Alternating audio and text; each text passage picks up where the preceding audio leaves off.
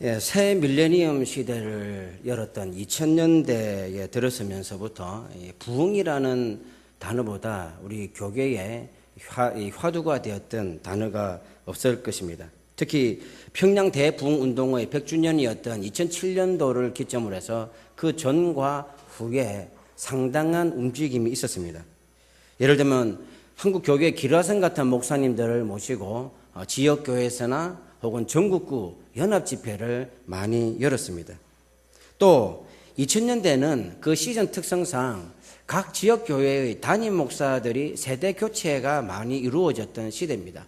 그래서 젊은 세대 교체된 담임 목사들로 통해서 온 교회와 또 성도들이 한국교회의 또 다른 어떤 부흥을 일구고자 하는 그런 꿈을 가지고 있었습니다. 그래서 그분들에 의해서 이 부흥이라고 하는 캐치프레이즈가 아주 많이 인용되어졌고, 또 그러면서 교회를 성장시키기 위한 프로그램이나 방법들, 또 특히 여러 가지 훈련, 양육 프로그램들이 가장 성황했던 때가 바로 이 2000년대입니다. 부흥의 키라고 또 다시 고려된 이 주일학교도 마찬가지입니다. 이 주일학교에 대한 과감한 투자, 특히 조금만 여유만 되면은 교육관을 짓고 여러 가지 아낌없는 지원을 아끼지 아니했던 때가 바로 이 2000년대 들어서면서부터 그렇게 이루어진 것입니다. 그런데 아시다시피 좀 가만히 이렇게 옛날 추억을 생각해 보면 안타깝게도 이 수많은 집회들은 그 집회를 준비하는 몇몇 사람들, 그들만의 리그로 끝나버렸습니다. 극소수 교회 외에는 또한 성장을 경험하지 못했습니다. 그래서 사람들이 이게 아니구나, 부흥이 뭐냐 다시 연구했습니다. 그래서 다시 성경적인 의미에서 부흥이 무엇인지 찾아봤더니 결론적으로 그것입니다. 부흥은 하나님의 전적인 은혜의 역사다라는 것이죠. 부흥은 비상한 하나님의 계획에 의해서 비상한 때에 비상하게 부어주시는 하나님의 은혜가 바로 부흥입니다. 그래서 전적인 하나님의 은혜인데, 오늘 설교 제목이 거창하게 부흥의 마스터 키입니다. 이것은 부흥이 우리에게 속했다, 우리의 힘에 달려있다, 그런 뜻이 아닙니다. 아시다시피 진정한 부흥은 부흥을 우리에게 주시는 하나님의 손에 달려있고, 또한 예수 그리스도의 십자가의 복음에 달려있습니다. 그럼에도 불구하고 사람이 할 수 있는 영역에서의 부흥을 위한 사명도 있다는 것이죠. 그것을 오늘 말씀드리고자 하는 것입니다. 일평생 100만 명을 하나님께로, 예수께로 인도했던 드와이트 무디가 이렇게 말했습니다. 나는 이 세상의 죄인들을 하나님께로 이끄는 일은 평범한 재능을 지닌 남녀에 의해 이루어져야 한다고 확신한다. 왜냐하면 많은 재능을 한꺼번에 받은 사람은 아주 적기 때문이다. 한 가지 달란트를 가진 사람도 있고 3가지 달란트를 가진 사람도 있다. 이에 비해 나에게는 반 달란트밖에 없을 수도 있다. 그러나 각자가 받은 은사대로 일한다면 주님은 우리를 축복하실 것이며 그의 은사는 2배, 3배로 증가될 것이다. 우리가 하고자 하는 일이 바로 이겁니다. 지역교회의 모든 목회자들이 시도하는 것이 바로 이겁니다. 평범한 지교회에서 평범한 성도들을 통하여 그들과 함께 하나님 나라의 부흥을 꿈꾸고자 하는 것이 바로 오늘 우리들의 모습입니다. 그러니까 교회 안의 모든 성도들이 부흥의 주역이 되어야 하는데, 특별히 오늘 헌신 예배 드리는 456 여전도의 회원들의 어깨가 조금 더 무겁지 않는가 생각됩니다. 왜냐하면 오늘 우리가 읽었던 본문 말씀이 그것을 증거하고 있기 때문입니다. 많이 들었다시피 부흥이라고 하는 말은 거두절미하고 핵심적인 의미는 뭐냐면 다시 살린다, 다시 소생시키다, 살아나게 하다, 그런 의미입니다. 그래서 죄로 말미암아 잃어버렸던 하나님의 그 형상을 다시 살리는 것이고, 그렇게 영원히 살다 보면은 가시적인 열매들도 많이 맺게 되는데, 오늘 본문 28절을 보면 그의 자식들은 일어나 감사하며 그의 남편은 칭찬한다, 이렇게 말씀합니다. 이것이 오늘 메시지의 핵심입니다. 왜 456 여전도회가 이 부흥의 마스터 키라고 불릴 만한 이유가 있는지 이 구절이 있습니다. 왜 자식이 일어나서 이 어머니에게 감사의 인사를 합니까? 감사한다는 말은 감사의 절을 한다는 뜻입니다. 그것은 이 잠언 31장 10절 이하로부터 기록된 내용에 있는데 남편들이 칭찬하고 자식들이 일어나서 감사 인사를 하는 것은 이 기록된 주제인 주인공인 현숙한 여인이 자식을 부흥시켰고 남편을 부흥시켰기 때문입니다. 자녀를 살렸고 남편을 살렸기 때문에 자녀가 일어나서 어머니에게 감사의 절을 하고 남편이 아내에게 칭찬을 하는 것입니다. 한 집안을 흥왕케 하는 데 있어서 가장 결정적인 역할은 바로 아내들입니다. 특별히 그 연령층은 오늘 헌신 예배 드리는 4, 5, 6 여전도입니다. 왜 그렇습니까? 여기 현숙한 여인이라고 하는 주제가 있는데 이 현숙한 여인이라고 하는 이 히브리어 원어의 뜻은 강인한 여자다라는 뜻입니다. 육체적으로 강인하고 영적으로 강인한 여자입니다. 그래서 10절 이하의 말씀을 눈으로 쭉 훑어보면 이 여인은 밤낮으로 아침에 일찍 일어나고 밤늦게 누우면서 내도록 열심히 부지런히 일해서 가산을 일으키는 여자입니다. 바로 4, 5, 6 여전도의 여러분들의 주부들 그 나이입니다. 또 집에서 자식들이 일어나서 어머니가 들어올 때에 늘 어머니에게 감사의 절을 합니다. 그것은 아직 출가하지 않는 자식이 있다는 것이죠. 이 자녀들을 어릴 때부터 차곡차곡 이렇게 단계별로 나이에 맞게 키워왔는데 이제는 이 자녀가 지나온 어머니의 삶을 보고 가정에 대한 헌신을 보았고 자신을 어떻게 양육시키는지를 돌아볼 때에 진심으로 어머니를 존경하고 공경하게 되고 감사하게 되니까 어머니에게 감사의 절을 하게 되는 것이죠. 이런 자녀를 둔 이 아이를 어릴 때부터 어느 정도 철들 때까지 데리고 있는 나이의 연령층의 현숙한 여인은 바로 오늘 헌신 예배 드리는 4, 5, 6 여전도의 회원들의 나이에 해당합니다. 또 이 부분에 대해서 조금만 더 살펴보면 31장 11절에 보면 그런 자의 남편의 마음은 그를 믿나니 산업이 핍절하지 아니하겠으며 이 시대의 여인은 무슨 산업을 일으키냐, 무슨 경제활동하냐. 내가 들어볼 때는 뭐 경제활동을 못한다고 거의 들었는데 라고 하면서 성경적인 배경을 지금 묻는 것은 별로 중요하지 않습니다. 그러나 거짓말하지 않는 이 성경이 기록한 저자의 결론은 어쨌든 간에 이 현숙한 여인의 성실함으로 인해서 그의 현숙한 지혜로 인해서 가정에 경제적인 부흥이 일어났다는 것이죠. 그래서 이 남편이 이 아내를, 현숙한 아내를 믿는다는 것입니다. 물론 이 믿는다는 것은 꼭 뭐 경제적인 영역만 해당되는 것은 아닌데 일단은 이런 경제적인 영역뿐만 아니라 모든 가산의 일에 있어서 마치 보디발이 요셉에게 다 믿어서 모든 걸 다 맡긴 것처럼 아내에게 다 믿고 맡기는 신뢰가 있었다는 것입니다. 또 13절 이하의 설명들이 나오는데 현숙한 여인의 성실함을 설명하고 있습니다. 부지런히 손으로 일하고 종들을 잘 관리하고 밤에도 등불을 끄지 않고 일해서 산업을 번성케 합니다. 하지만 20절 말씀처럼 그렇게 이른 아침부터 밤늦게까지 부지런히 일하고 아껴서 번 피 같은 돈이라 할지라도 궁핍한 자를 보면 절대 인색하지 않습니다. 그들에게 하나님의 사랑이 온전히 드러나도록 넉넉하게 풍성하게 베푼다고 기록하고 있습니다.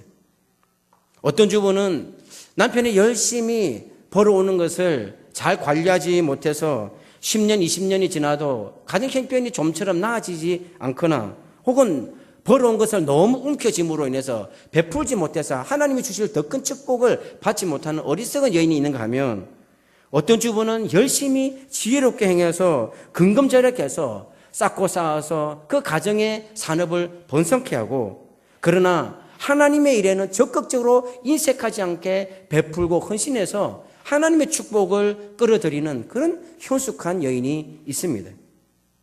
그래서 이 아내의 현숙함으로 인해서 가정의 산업이 부흥할 뿐만 아니라 남편도 부흥하게 되죠.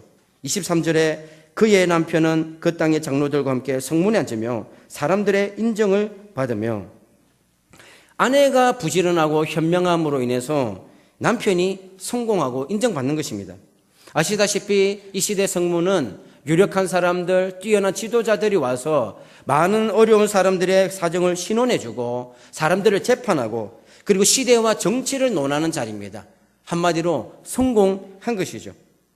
남편은 현숙한 아내로 인해서 가업이 풍성하고 부유해질 뿐만 아니라 지도자로, 유력한 지도자로 성공하게 된 것입니다. 아내들은 눈에 띄지는 않지만 뒤에서 보이지 않게 남편을 부흥하게 하는 1등 공신입니다. 남편의 믿음과 인격과 리더십을 위해서 기도하고 남편의 불의한 일을 막고 그리고 선을 장려하고 격려해서 남편이 하나님과 사람들 앞에서 칭찬받도록 하는 것이죠. 남편이 어떻게 절로 성공하고 또 절로 존경받겠습니까? 하나님의 은혜 아래서 보이지 않는 가정에서의 아내의 내조가 가장 큰 공입니다. 이런 진리가 또 오늘 본문에 또 31장 10절 이하의 본문이 있습니다. 12절을 보면 그런 자는 살아있는 동안에 그의 남편에게 선을 행하고 악을 행하지 아니하느니라. 이 히브리어에서 선이라고 하는 히브리어 단어는 총체적인 의미입니다. 영적으로도 선한 유익을 끼치고 또한 육적으로 선한 유익을 끼칩니다. 그러니까 현실적으로나 영적으로 남편에게 선을 끼치는 것이죠. 그래서 이 현숙한 여인이 남편에게 평생 살아있는 동안 선을 행한다는 것은 현실적으로 남편의 필요를 채워주고 또한 영적인 필요, 즉 하나님 나라를 일구어가는 하나님의 일꾼으로 서도록 영적인 필요도 내조하고 공급하는 여인이라 그런 뜻입니다. 제가 볼 때 우리 교회는 전통이 있고 또 어른들이 많으셔가지고 이 젊은 4, 5, 6 여전도의 이 어머니들이 아내들이 참 잘하시는 것을 봅니다. 근데 조금 눈을 돌려서 세상 밖으로 나가보면 이 여자들이 어떻습니까? 요즘 여자들 뭐 다는 그렇지 않겠지만 어찌나 이 말과 행동이 좀 함부로 하는지 때로는 지나가다 들어도 저 사람이 남편인지 친구인지 그냥 막대하는 경우도 보게 됩니다. 그리고 영적으로 악해가지고 남편을 기를 죽이고 남편으로 하여금 못된 아버지, 못된 직장 상사 또는 악덕 기업주로 만들어버리는 정말 악한 또 현숙하지 못한 그런 여자들이 많은 것을 봅니다. 현숙한 여인은 남편을 부흥하게 하는 여인입니다. 뿐만 아니라 현숙한 여인은 하나님이 주신 태의 열매요 기업인 자녀를 부흥케 합니다. 자녀들이 일어나서 어머니에게 감사의 인사를 한다는 말이 바로 그것입니다. 어느 정도 했길래 자녀가 일어나서 어머니에게 감사 인사를 합니까? 물론 이 예전 시대에는 이러한 예의가 종종 행해졌습니다만은 그러나 이 본문이 말하는 근본 의미를 살펴볼 때에 이건 보통 일이 아니죠.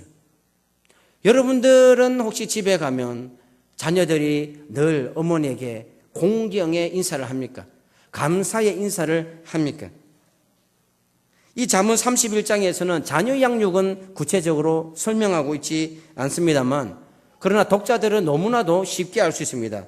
온 정성을 다해서 평생 동안 부지런함과 성실함과 지혜로 가산을 일으키고 남편으로 하여금 존경받게 해서 성문의 지도자로 세웠던 그 어머니, 그리고 31절 말씀처럼 성문에서도 어머니에 대한 칭찬의 소문이 자자한 그 어머니 밑에서 자란 이 자녀, 그 자녀의 신앙과 인격은 뭐 두말할 나위가 없지 않겠습니까? 또한 이 어머니는 그렇게 어머니는 보통 열심히 살아서 때로는 아이가 말 안 듣고 끝까지 속 끓는 애물단지일 수가 있는데 이 자녀들은 어머니에게 일어나 감사의 인사를 하고 있습니다. 뭡니까? 바로 그 어머니의 신앙과 인격과 삶을 알고 있고 존경하고 있다는 뜻이죠. 어머니를 공경한다는 뜻이고 그리고 어머니를 본받아서 그렇게 살고 있는 자녀라는 것입니다. 자녀 농사에 성공한 것이죠. 자녀를 부흥시킨 겁니다. 자녀를 살린 것이죠. 이렇게 현숙한 여인으로 인해서 자녀들이 살아나고 남편이 살아나니까 자녀들이 일어나서 어머니에게 감사를 하지 않을 수 없고 가정의 머리인 남편으로부터 이 세상에서 최고의 칭찬을 받지 않을 수 없는 것입니다. 무슨 칭찬입니까? 29절에 보니까 덕행 있는 여자가 많으나 그대는 모든 여자보다 뛰어나다 하느니라. 한마디로 당신이 최고다. 당신이 최고다. 그런 뜻이죠. 이 뒤에 30절 앞부분에 고운 것도 거짓되고 아름다운 것도 헛되다라는 구절하고 같이 연결해 보면 이런 것이죠. 이 세상에 좀 나름대로 똑똑하고 살림 잘하고 남편 잘 섬기는 그런 덕행 여자 많다. 또 이 세상에 참 아름다운 외모를 가진 결혼했지만 아름다운 여자들도 많다. 그러나 당신이 더 뛰어나다. 당신의 현숙함은 소문에 들리는 저 덕행 있는 여자들의 덕행보다 소문난 아름다운 외모를 가진 여자들의 그 외모보다 더 뛰어나다. 그들의 덕행과 그들의 외모를 압도한다. 그런 의미죠. 그래서 나는 다시 태어나도 당신하고 결혼할 거다. 그런 의미입니다. 일평생 남편한테 이런 칭찬받으며 사는 아내들 얼마나 행복하겠습니까? 또 역으로 또 이런 현숙한 아내를 얻은 남편들과 자녀들은 얼마나 또 행복하겠습니까? 결국 이 현숙한 여인은 자녀를 부흥시키고 남편을 부흥시켜서 가정을 부흥시킨 것입니다. 그래서 속담이 생겼습니다. 31장 10절이 속담입니다. 누가 현숙한 여인을 찾았겠느냐? 그의 값은 진주보다 더하니라. 아들들아, 성공하고 싶으냐? 진주보다 현숙한 아내를 더 얻어라. 아들들아, 행복한 가정을 얻고 싶으냐? 그러면 스카이대 삼성 들어가는 것보다 현숙한 아내를 얻어라. 그런데 현숙한 여인을 얻기가 쉽지 않다. 하늘의 별 따기다. 바로 그런 속담입니다. 그런데 이 현숙한 여인은 궁극적으로 도대체 어떤 여인이기에 이렇게 자녀들을 살리고 남편을 살리고 진주보다 귀해서 가정을 부흥시키는 그런 여인입니까? 이 현숙한 여인에 대한 결론이자 저자의 최종 평가가 30절 말씀이죠. 고운 것도 거짓되고 아름다운 것도 헛되나 오직 여호와를 경외하는 여자는 칭찬을 받을 것이라. 결국 자식에게 감사의 절을 받고 남편에게 이 세상에 그 어떤 여자보다 당신이 가장 뛰어나다라고 하는, 그리고 성문에서도 칭찬이 자자한 바로 그런 아내가 되는 그 여인의 현숙함은 바로 하나님을 경외함에 있다는 것입니다. 그래서 이 31장 10절 이하의 현숙한 여인에 대한 말씀의 결론은 이렇게 말할 수 있죠. 누가 이렇게 여호와를 경외하는 현숙한 여인을 얻을 수 있겠느냐? 진주보다 귀하다. 그렇게 말할 수 있습니다. 애굽의 바로 왕도 그렇게 얘기했죠. 요셉에게 얘기합니다.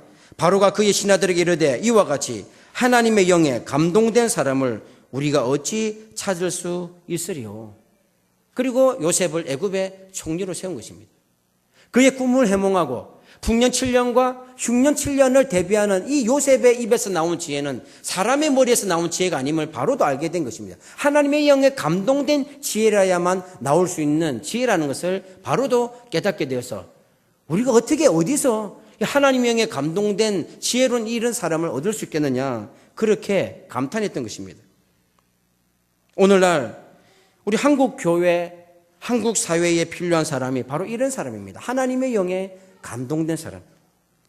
정말 이제 병들어가고 있는 이 한국 교회와 사회를 부흥케 할 인물이 절실히 필요한데, 근데 그런 인물이 보이지 않아요. 함부로 판단해서는 안 되지만 그럼에도 불구하고 언뜻 물망에 오른 내년 대선 후보를 보더라도, 지금 한국 사회를 이끄는 리더들을 보더라도 과연 부흥의 소망이 있느냐 퀘스천 마크가 붙습니다. 한국 교회가 살아나고 한국 사회가 살아나기 위해서는 반드시 하나님의 부흥을 일으킬 일꾼이 있어야 되는데, 어딘가는 그런 인물이 일어나야 되는데 보이질 않아요. 분명히 이 한국 사회 각계각층에 크리스찬이라고 하는 사람들이 분명히 요소에 자리 잡고 있을 텐데, 하나님의 공의와 기독교 진리를 위해서 싸우는 사람을 들어본 적이 없습니다. 교회 다니고 집사고 장로고 신앙생활 잘한다는 사람들이 분명히 요소에 있을 텐데, 하나님의 진리 위해서 싸우고 피해를 보고 그래서 막 시끄러워지는 그런 경우를 보이지 않습니다. 물론 안 보이는 곳에서 하나님의 뜻에 따르는 평범한 크리스찬들도 중요하죠.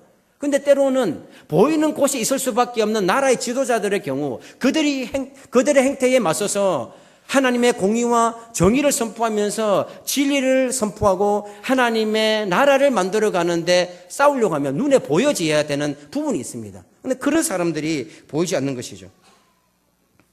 그러므로 가정을 부흥시킬 현숙한 아내는 곧 그 자녀들과 남편을 부흥시켜서 나라도 부흥시킬 부흥의 마스터키가 될 수 있다는 것입니다. 교회와 나라를 부흥시킬 힘은 분명히 하나님께 있습니다. 그런데 하나님은 사람을 통하여 일하시니 교회가 할 일은 뭡니까? 바로 그 하나님 일하시기 위해서 하나님의 마음에 합한 사람을 키워내는 것. 예수 그리스도의 제자를 키워서 이 사회 각 분야에 파송하는 그것입니다. 교회가 예수의 제자를 키우고 다시 세상에 파송해서 그들을 제자 삼는 그 사명을 성실하게 수행했더라면 오늘 이 지경까지 오지 않았을 것입니다. 옛날부터 한 20, 30년 전부터 혹은 10년 전부터 20년 전부터 주일학교에 이런 인물을 키우자라고 많이 외쳐왔지만 수십 년이 지난 지금에서 보더라도 과연 요셉이나 다니엘이나 느헤미야나 모세 같은 지도자는 보이지 않습니다. 왜 그런지 아십니까?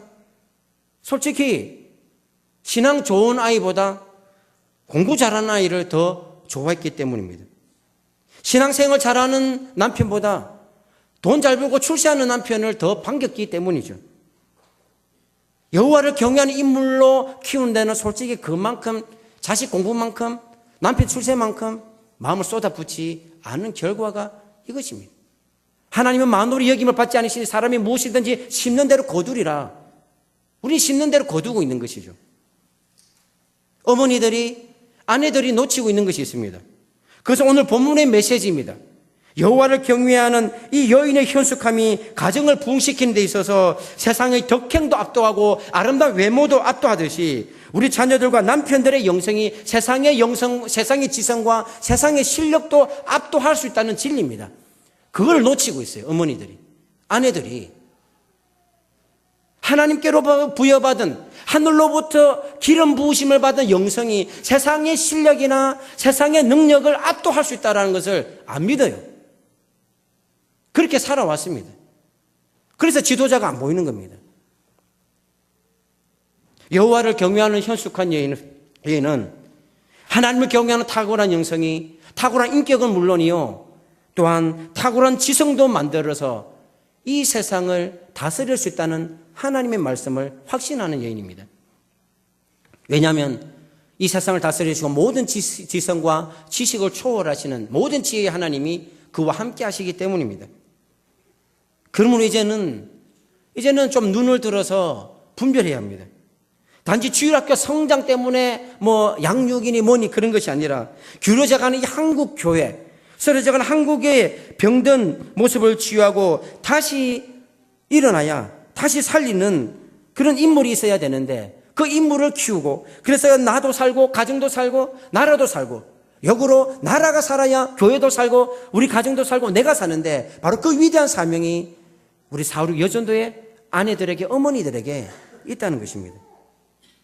이 절체절명의 사명을 자각하고 예수님의 제자를 키워낼 최전선에 있는 분들이 바로 오늘 헌신 예배 드리는 4.16 여전도의 회원들이겠습니다. 물론 이 말씀을 듣는 모든 교우 여러분들에게도 있습니다. 여러분들의 기도와 헌신도 있죠. 어디 한 부서 어떤 연령층만 기도하고 헌신한다고 부흥이 일어나는 것은 결코 아니죠.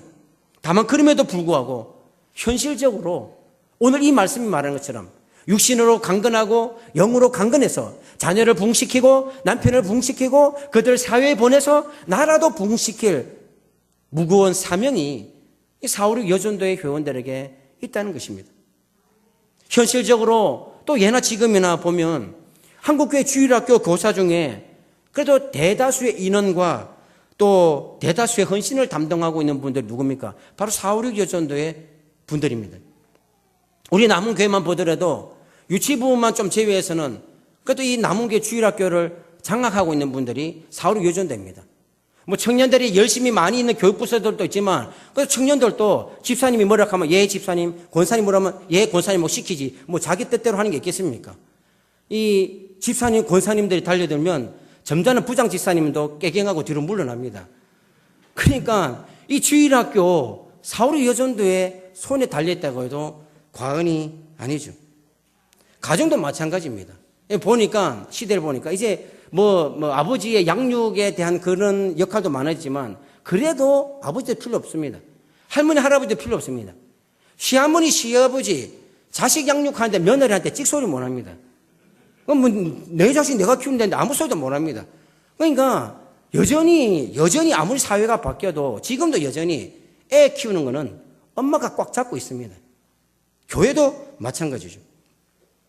헌신 예배 드리는 여조위원회 회원들에게 늘 헌신 예배 드릴 때마다 강사 목사님들이 열심히 교회 봉사하시고 전도하세요. 그리고 헌신해라 많이 설교를 많이 들었을 겁니다. 교회 부흥은 또 여러분에게 달렸다고 많이 들었을 것입니다. 그런데 특별히 오늘 헌신 예배 드리는 456 여전도회 회원들의 경우 여러분들이 이 가정과 교회를 부흥시키기 위해서 온전히 헌신해야 할 가장 중대한 사명은 자녀 양육이고 주일학교를 부흥시키는 겁니다. 내가 5명, 5명, 10명 전도 못하면 한 명 아이를 붙잡고 키워가지고 얘가 100명 전도하고 1000명 전도하는 인물로 키워내야 되는 겁니다. 이 위대한 사명이 우리 어머니들, 456 여전도회 아내들이겠죠. 너무나도 암담하고 고통스러운 하루의 나날들이 지나가고 있는 그 상황에도 하나님을 경외하는 변함없는 믿음으로서 애굽을 부흥시키고 아버지 야곱의 집을 부흥시켜서 결국 애굽에서도 자기 동족을 번성케 한 요셉, 느부갓네살 왕과 여러 이방 왕들을 거치면서도 너무나 밝게 하나님의 영광을 환하게 비추었던 다니엘, 그리고 막무가내 무대포의 그런 거칠은 아수에로 왕 밑에서도 죽을 것이라고 각오하고 자기 동족을 구해서 자기 동족을 돌보는 통치자요 지도자로 쓰임받았던 에스더와 모르드게, 이런 사람들이 456 여전도의 손길 속에서 나와야 되는 것입니다. 무디 같은 전도자, 바울, 디모데, 찰스 스펄전, 길선주, 그리고 주기철 같은 한국 교회를 다시 부흥을 일으킬 영적인 거장 탁월한 목회자가 우리 456 여전도회 회원들의 손에서 기도해서 나와야 되는 겁니다. 암살 위험에도 굴하지 않고 노예 해방을, 영국의 부패를 기억했던 국회의원 윌버포스와 같은 정치가들, 온 세상을 향해서 하나님의 주권을 선포함으로써 네덜란드를 개혁했던 교육가요 수상가요 신학자였던 아브라함 카이퍼, 바로 이런 위대한 인물들이 456 여전도회 회원들의 기도와 눈물의 헌신으로 나와야 교회가 부흥하고 나라가 부흥하는 것입니다. 이 사람들은 모두가 하나같이 하나님을 경외하는 것이 지혜의 근본이라고 하는 성경 진리를 삶으로 보여주었습니다. 그들은 탁월한 영성이 인간의 지성을 초월한다고 하는 성경의 진리를 인생으로 증명해 줄 사람들입니다. 이 일을 하는 것이 진정으로 나란 일입니다. 이 나란 일이 바로 뒤에서 보이지 않는 456 여전도회 회원들 여러분들에게 있다는 것이죠. 세상의 수많은 죄인들을 하나님께로 인도하고 가정과 교회를 부흥시키는 이 위대한 일, 이것은 평범하지만 평범하지 않는 사명을 가진 바로 456 여전도회 회원 여러분들에 의해서 이루어져야 하는 것입니다. 가장 중요한 헌신이 뭡니까? 가정을 살리는 것입니다. 오늘 이 시대의 가정 파괴의 그 시대의 연령층 또한 바로 여러분의 연령층인데, 여러분 가정을 살려야 되고 주일학교를 살려야 됩니다. 그리고 여호와를 경외하는 인재를 키워야 합니다. 혹 오늘 이 헌신 예배를 드리면서 우리 예를 들면 우리 성가대에 있는 분들 대부분 봉사하시겠지만 혹시 자리에 앉아 계신 분들 중에 456 여전도회 회원에 속했는데 혹시 내년에 교사를 그만두실 생각이 있는 분들은 지금 손 들어보시기 바랍니다. 없으시죠?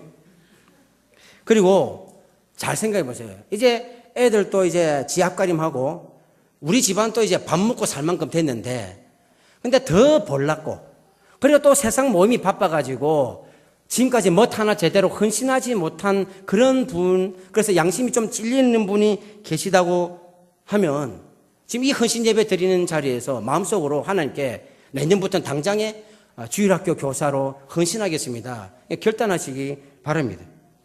듣자 하니까 중등부는 교사가 4명이나 결혼이다 이런 얘기를 들리는데 어찌 이거 듣고 가만히 있습니까? 내 자식들인데. 이 헌신 예배 드리면서 그런 얘기 듣고 가만히 있으면 안 되겠죠. 그리고 생각해 보니까요, 내년 교사 될 때까지는 한 2달 반 시간이 남았습니다. 우리의 찬송가 알죠? 내 결심, 있지 않습니까? 내 힘과 결심 약하여 늘 넘어지기 쉬우니. 우리가 결심하고, 결단하면 넘어지기 쉽습니다. 그래서 바뀌기 전에 당장 봉사하고 싶은 부서를 결정해서 다음 주에 부장 집사님과 교육자들에게 내년에 교사로 헌신하겠습니다. 먼저 말로 찍어 놓는 겁니다. 그리고 안 되면은 성령의 감동하심이 있으면 당장이라도 다음 주에 보조교사로 들어가서 뭐 잡단 일도 도와드리고 그냥 보고 있는 것만 해도 배우니까 당장에 들어가 됩니다. 오지 말라는 교육자, 오지 말라는 부장 집사님 없습니다. 그죠? 예, 절대 없습니다. 그렇게 결심을 능가해서 바로 실천할 때 헌신이 일어나고 부흥이 일어나는 것입니다. 오늘 헌신 예배 드리는 우리 456 여전대 회원들, 정말 부흥은 거창한 데 있는 것이 아니라 바로 여러분의 평범한 재능, 여러분의 평범한 손에 달려있다고 생각하지 않습니까? 자녀와 남편을 살리고 주일학교를 살려서 가정과 교회를 부흥시키고 또 자녀와 남편을 이 사회에 보내서 나라를 부흥시킬 진정한 부흥의 마스터키가 알고 보니까 456 여전도회 회원들이라고 여겨지지 않습니까? 오늘 헌신 예배 드린 이 시간부터 가정의 부흥, 교회의 부흥, 또 이 나라를 살리는 부흥이 바로 나 한 사람에게 있음을 믿고 매일매일 이 가정을 살리고 교회를 살리고 나라를 살리는 일에 기도와 헌신을 아끼지 않는 456 여전도회 회원 여러분들, 그리고 함께 기도하며 동력하는 우리 남원교회 모든 교우들 되시기를 주님의 이름으로 축원합니다. 기도하겠습니다.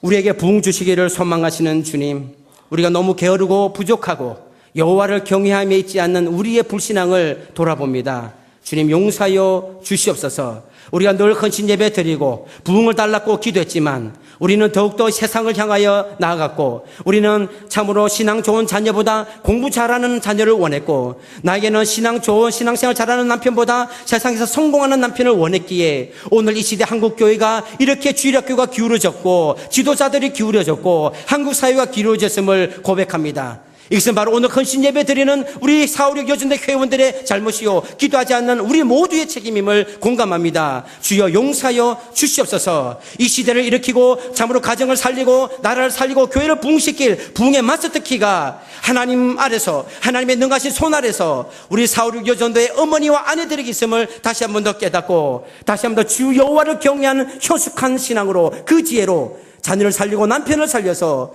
주님이 원하시는 우리 교회의 부흥, 나라의 부흥을 일으키기로 결단하는 귀한 여전도의 회원들, 또 기도로 동력하는 우리 모든 교우들에게 축복하여 주시옵소서. 예수님 이름으로 기도드립니다. 아멘.